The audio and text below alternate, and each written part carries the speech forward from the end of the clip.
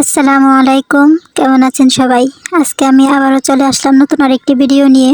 আজকে দেশি মুরগি আর আলু দিয়ে লাল লাল ঝাল ঝাল করে দেশি মুরগি রান্না করার জন্য যা যা ব্যবহার করব তা আপনাদেরকে আগে দেখিয়ে দিচ্ছি।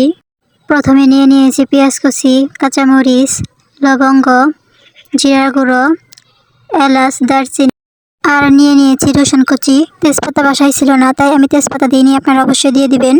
এখন হাঁড়িতে রান্না করার জন্য প্রথমে দিয়ে দিব তেল, তার মধ্যে দিয়ে দিব রসুন কুচি, দারচিনি, এরপর 4টি এলাচ ভালোভাবে ফাটিয়ে দিয়ে দিব। এরপর দিয়ে দিব 5টি লবঙ্গ আর সাথে দিয়ে দিব আস্ত জিরা। সব কিছু দেওয়া হয়ে গেলে এখন এগুলোকে ভালোভাবে হালকা করে ভেজে নিব। এইভাবে রান্না করলে দেশি মুরগির মাংস খেতে বেশি ভালো হয়। এরপর আমি দিয়ে দিব কেটে রাখা পেঁয়াজ কুচিগুলোকে একটু বড় করে কেটে নিয়েছি যাতে বেশি গলে না যায়। এরপর দিয়ে দিব কেটে রাখা কাঁচামরিচগুলো। সব কিছু দেওয়া হয়ে গেলে এখন ভালোভাবে নাড়াচাড়া দিয়ে দিব। হালকা ভাজা হয়ে গেলে এখন এখানে দিয়ে দিব বেটে রাখা মশলাগুলো। এখানে আদা, রসুন, জিরে সবকিছু একসাথে বাটা হয়েছে। হালকা ভাজা হয়ে গেলে এখন এখানে দিয়ে দিব 3 চামচ হলুদ মরিচের গুঁড়ো। আম্মু এখানে হলুদ মরিচের গুঁড়ো একসাথে মিশিয়ে রেখেছে। মশলা দেওয়া হয়ে গেলে এখন এগুলোকে ভালোভাবে নেড়ে চেড়ে নিব যাতে কাঁচা কাঁচা গন্ধ বের না হয়। এরপর দিয়ে দিব 2 চামচ লবণ। এরপর মশলাগুলোকে ভালোভাবে ভেজে নিব। ভাজা হয়ে গেলে এখন আমি সামান্য পরিমাণ পানি দিয়ে মশলাগুলোকে ভালোভাবে কষিয়ে নিব। কষানো হয়ে গেলে এখন আমি দিয়ে দিব ধুয়ে রাখা দেশি মুরগির মাংসগুলো। মুরগিটা আমাদের বাড়ির মুরগি ছিল, আমরা বাড়িতে এসেছি তাই আম্মু আমাদের জন্য মুরগিটা জবাই করেছে।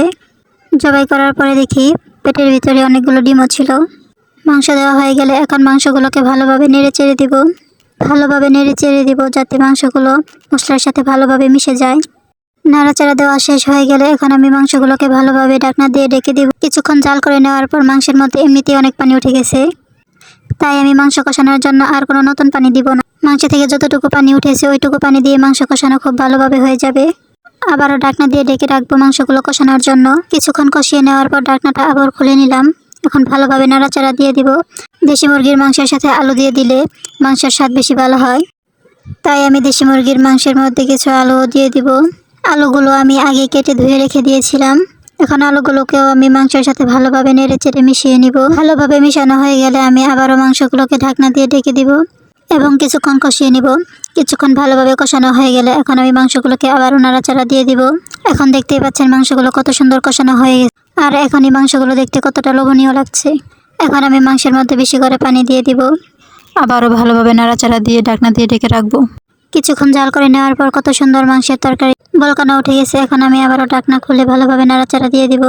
আর এভাবেই আমি 5 মিনিট পর পর তরকারি নাড়াচাড়া দিয়ে দিব। দেশি মুরগির মাংস অনেক শক্ত হয়, তাই আমি মাংসগুলোকে অনেক সময় ধরে জাল করে নিব। অনেক সময় তরকারি জাল করে নেওয়ার পর এখন আমি আবারও ঢাকনা খুলে নিয়ে আবারও নাড়াচাড়া দিয়ে দিব। দেখতেই পাচ্ছেন মুরগির মাংস প্রায় রান্না হয়ে গেছে। এরপর দিয়ে দিব জিরের গুঁড়ো। এই জিরের গুঁড়ো ভালো করে ভেজে তারপর ফাঁকি করে নিয়েছি। এখন একটি চামচ দিয়ে ভালোভাবে নেড়ে চেড়ে জিরের গুঁড়োগুলো ভালোভাবে মিশিয়ে নিয়ে গুঁড়ো দিয়ে দেওয়ার পর অনেক সুন্দর একটি ঘ্রাণ বের হয়েছে। মনে হচ্ছে সব এখনই খেয়ে ফেলি। আমার রান্না শেষ হয়ে গেছে, তাই আমি চুলা বন্ধ করে দিয়েছি। এটাই তরকারির ফাইনাল লুক। আজকের ভিডিও এই পর্যন্তই। সবাই অনেক ভালো থাকবেন, সুস্থ থাকবেন। আল্লাহ হাফেজ।